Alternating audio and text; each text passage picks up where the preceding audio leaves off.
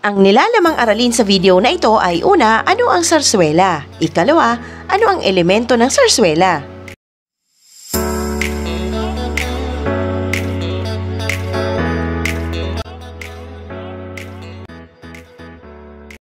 Ang sarswela ay isang uri ng dula na ang ilang bahagi ay pakanta at ang ilang bahagi ay pasalita na maaaring hinango lamang ng mga Kastila sa operang Italiano. Nang ito ay ipakilala sa Pilipinas, maraming naakit sa anyong ito ng dula.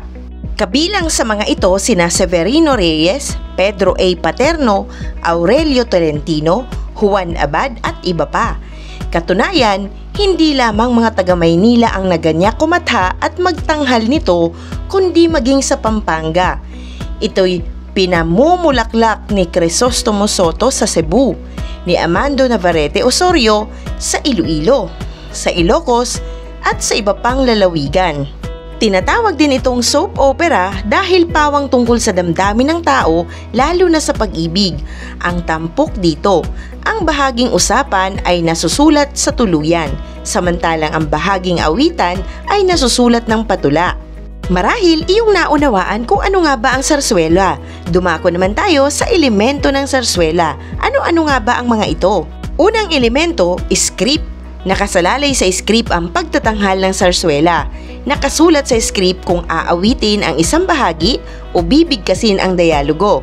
Nakasaad din kung saang bahagi kailangang magpatugtog ng musika dahil ang sarswelo ay kombinasyon ng usapan, awitan at sayawan. Ikalawang elemento, artista. Pumipili ng mga artistang magsisiganap sa papel na gagampanan sa mga tauhan sa sarswela. Kailangang mahusay umawit ang mga artistang magsisiganap dahil may bahagi ng dula na inaawit ang dialogo sa halip na binibigkas. Mahalaga ang papel na ginagampanan ng direktor na ikatlo nating elemento sa sarswela.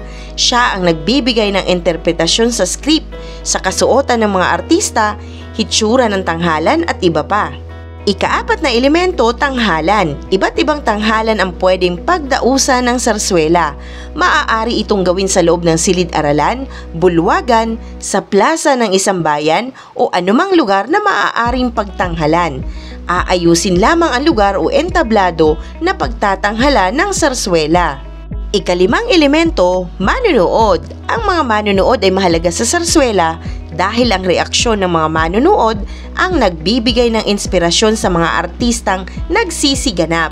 Ang kanilang pagpapalakpak ay nagbibigay ng hudyat ng kasiyahan at katuwaan sa pinanunood nila. Ika-anim na elemento, eksena. Nagpapakita ito ng isang pangyayari o tagpo sa isang lugar sa isang partikular na panahon. Sa tanghalan, makikita ang paglabas-masok ng mga tauhan sa isang eksena. Isang mahalagang aralin muli ang iyong napanood. Maraming salamat sa panonood sa channel na Aralin sa Filipino. Huwag mag-atubiling mag-comment ng inyong tanong, suggestions o paglilinaw ukol sa aralin. Munting kahilingan sa iyong kaibigan, paki-like, share and subscribe para updated ka sa mga susunod pang bagong video ng Aralin mo sa Filipino.